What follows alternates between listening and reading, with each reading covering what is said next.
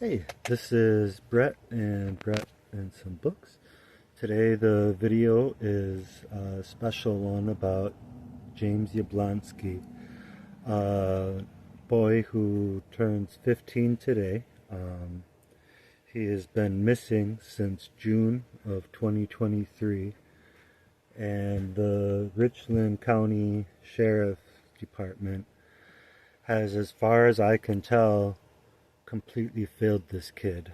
Um, There are some photographs that give a more accurate picture of what he looked like at the time that he went missing.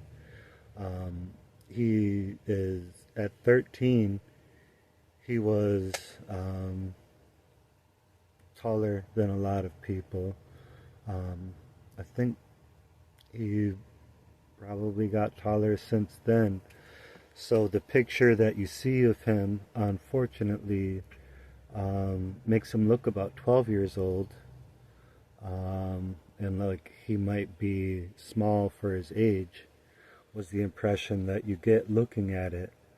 But no, there are some other photographs around, and I've managed to collect some of them to try to get a better image for people to look for.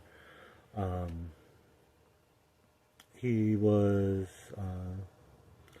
born to a couple that I believe had 3 kids together. His mom lives up north and hasn't been a part of his life for a very long time. She's said that she has no idea of what happened with him, and investigators believe her on that.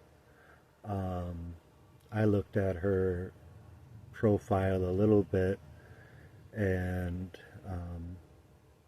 it's really kind of difficult to get an impression of who somebody is on Facebook versus how they, you know, actually are in life. And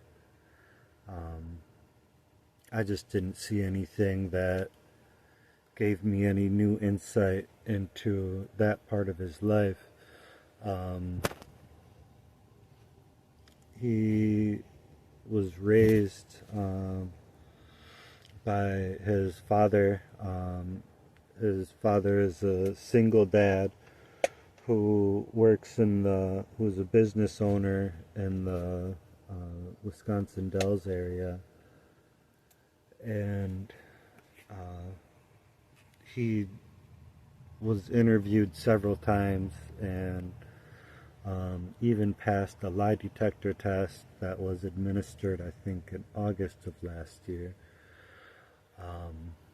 There hasn't really been too much of a follow-up, um, search campaign as far as keeping his, name in the broader public. So that's why other channels that I've seen and referenced have been really, really good, because there's a lot of information available if you look at other channels about James Yoblonski that can give you way deeper understanding. But I wanted to talk about what I know and what I would like to do about it. He went missing in the early morning hours of, it was sometime in the second week of June. I know that it was close to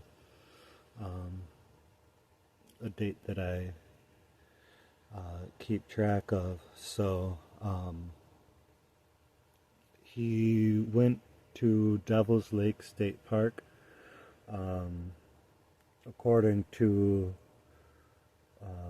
phone, according to security cam footage from his father. You can see him enter the family vehicle in the very early morning hours, and he spends a lot of time sitting in the vehicle at first. And when he's pulling out of the driveway, from what I could tell, it looked like he was riding with a foot on the brake too, moving kind of herky-jerky.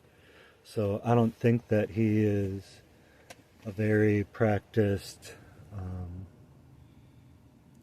driver, and that'll make sense why I'm saying that shortly. He went to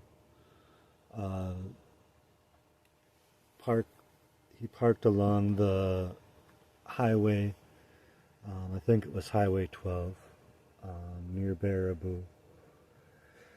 And he had 3 backpacks, if I remember correctly.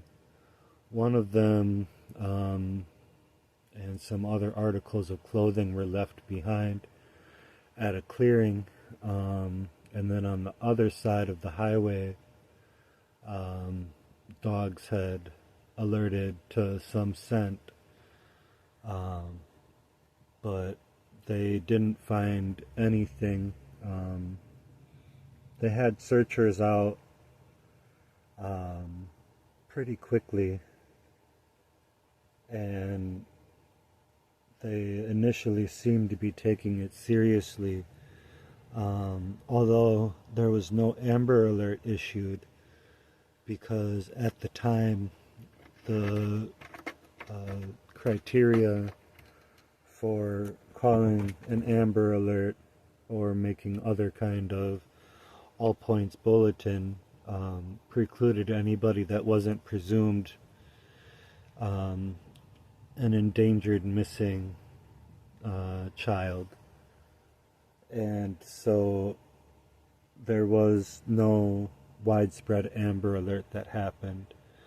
And the terrain around there is lots and lots of boulders and spaces for somebody to hurt themselves, injure a leg or a foot,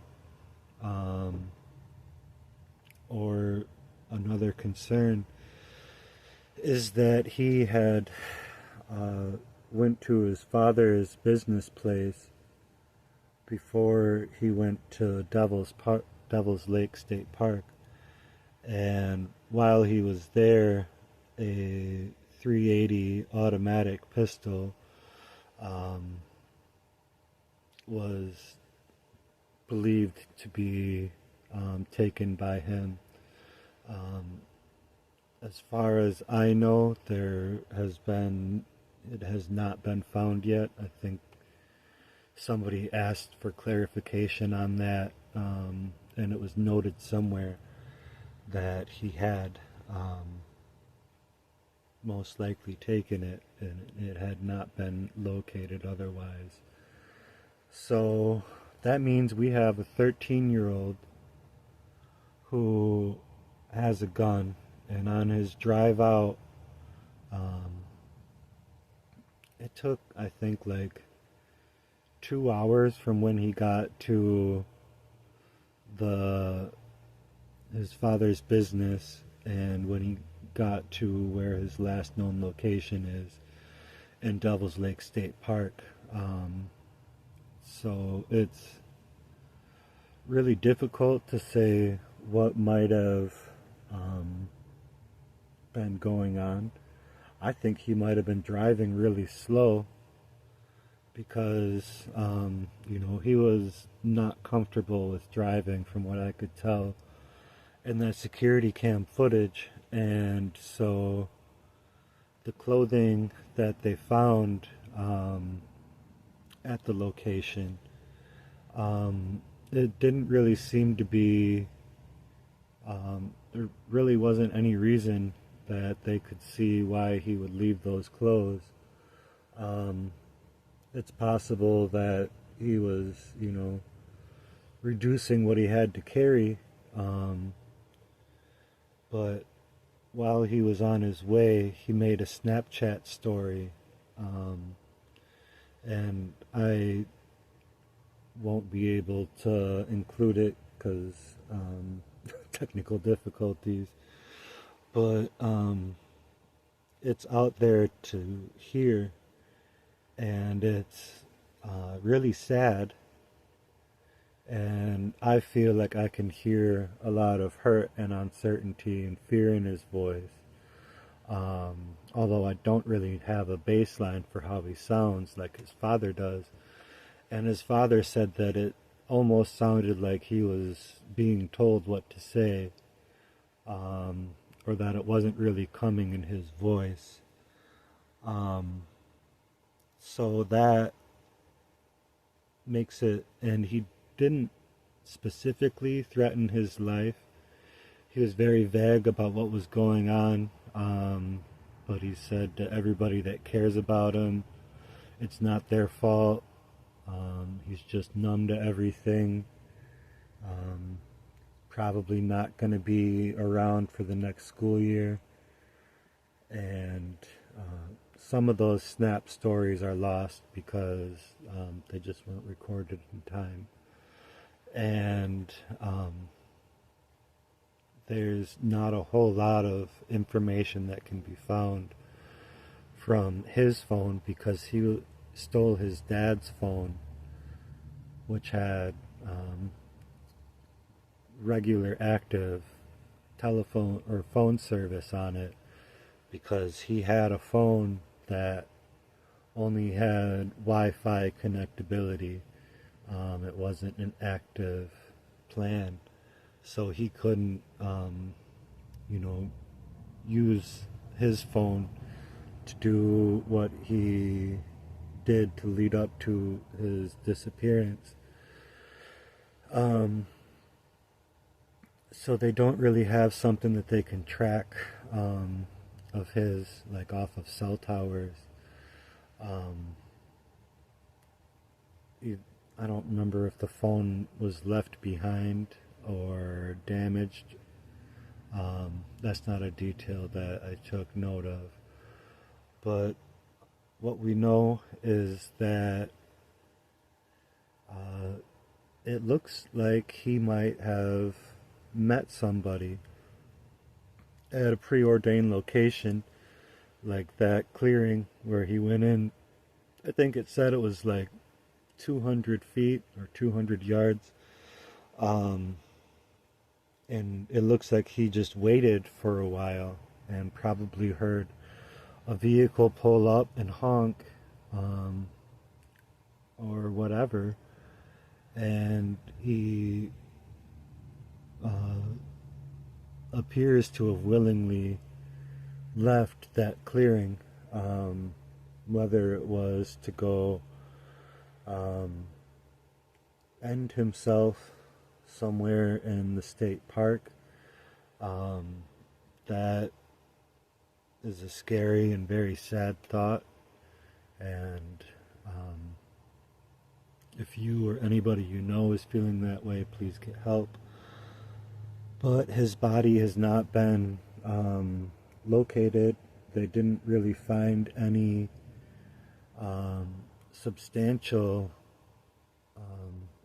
clues as to where else he might be in that area.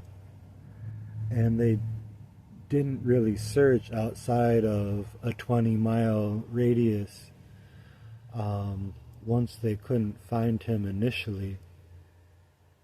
And so that's where it really bothers me, because I understand that the criteria was that they have to be an endangered missing child, and the police didn't allow the public to help with the search. There were a lot of different departments and jurisdictions there providing mutual aid, but the civilians were not allowed to take part in this search for a very long time because he was presumed armed and they didn't want somebody to get hurt. So if he's dangerous enough to not let other people help search, he's dangerous enough to need an Amber Alert. Like, this is a 13-year-old boy that needed help. And they lost significant time. And something that I haven't seen so much of other channels list is that this took place next to Wisconsin Dells, as I mentioned earlier. And Wisconsin Dells has Highway 90, 94 going through it. It's a giant resort town. And so where there are resort towns, there's vice and drugs and human trafficking that occur there. People have been targeted for human trafficking in that area. Obviously, victims are in demand in that area. And there's people from all over passing through. So like an out-of-state plate is just not that noticeable or remarkable in the area. And they don't have any evidence that they've released to the public about coordination with somebody outside of the home. One fear that a lot of people have is that it might have been sextortion, where somebody may have got him to do or say embarrassing things and then blackmailed him into further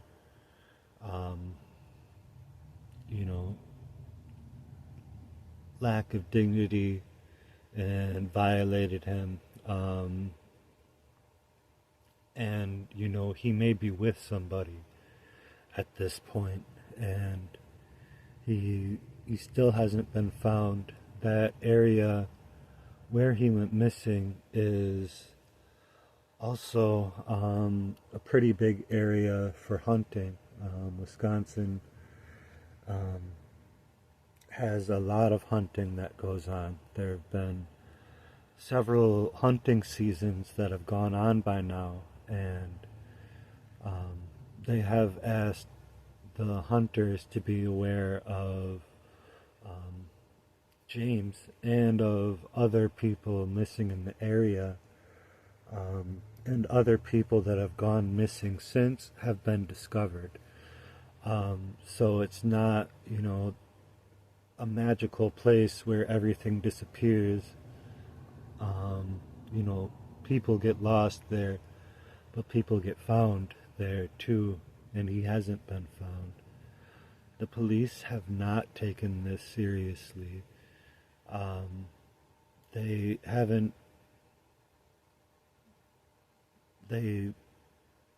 just have not done a good job. They haven't served him well. They haven't served his family well. His father has done a lot of news interviews, and the guy, he's on TV because his son is missing, and some of the worst shit that can happen to a person has happened to him. Not because he wants to be on TV or be interviewed. So he, doesn't come off. People have said that James had a difficult relationship with his dad. James was 13 at the time that he went missing. So, there's a lot of 13-year-olds and otherwise teenagers who have a difficult relationship with their parents, especially when it's a few years after their parents divorced.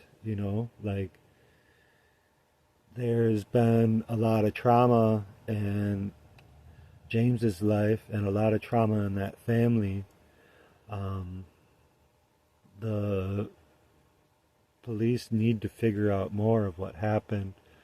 I've heard some unsubstantiated claims that he enjoyed playing Roblox, which is a game, I guess, or like a gaming app where I guess a lot of predation happens of kids, and there might not be um, any real good information that they can find at this point. But maybe that's one way that somebody could have gotten in contact with him. Um, he also had a Facebook account, or has a Facebook account. Um, and so, you know, that may have also been another way that somebody may have gotten in contact with him. And, I'm really scared that he has been catfished or blackmailed, um, or just manipulated into being in a bad situation somewhere, because he hasn't been found and he hasn't turned up. I really worry that he's somewhere with in the company of so many other missing people along the interstates of this country, around the resort towns of this country. And it really needs to be taken seriously. There are so many missing and endangered children and women, and everybody who doesn't want to be missing should have every outlet exhausted to be found. And even if he felt like he wanted to strike out, and the police did say that he had taken a survival guide from home and that he enjoyed survivalism. He had gone camping with his family. They went camping a lot as a family and enjoyed it. But as far as going out alone, like, he didn't really have experience with that, and they didn't, from what I could hear, his family didn't really imagine him trying to go out like that and just restart his life as a survivalist in the woods.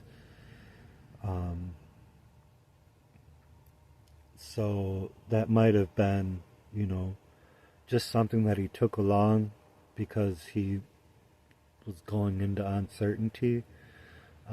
At that age, I would have taken my Boy Scout manual. That's a completely understandable thing for somebody to pack that knows that they're going somewhere but doesn't know what they're going to come up against. So the Richland County Sheriff's Department needs to be held accountable, and I plan on investigating further with them and asking questions, and we need to make sure that there is continued pressure on this department and on other departments that let missing children and missing people cases go cold. Because if we can identify somebody from a t-shirt at a protest, we can find these kids. And I would like you to please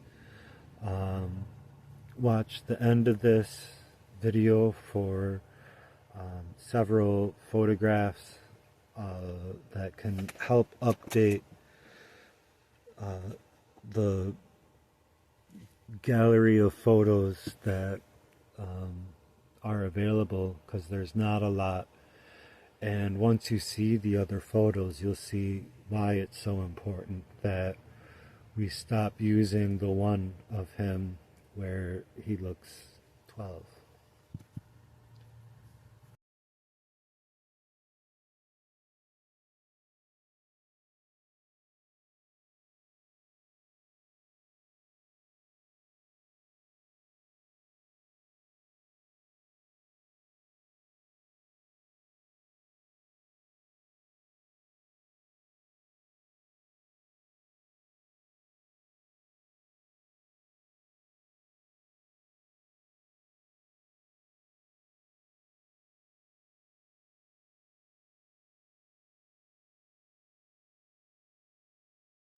Okay, this is just an edit from the earlier footage in this video, and I want to correct that it is Sauk County Sheriff's Department that completely failed James Yoblonski and his family, not the Richland County.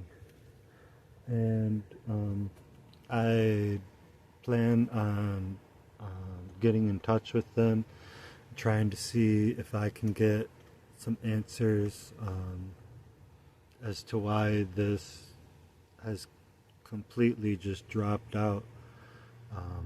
There hasn't been an update on the Sauk County website since August of last year. So if anybody's taking it seriously, they should let whoever updates that know.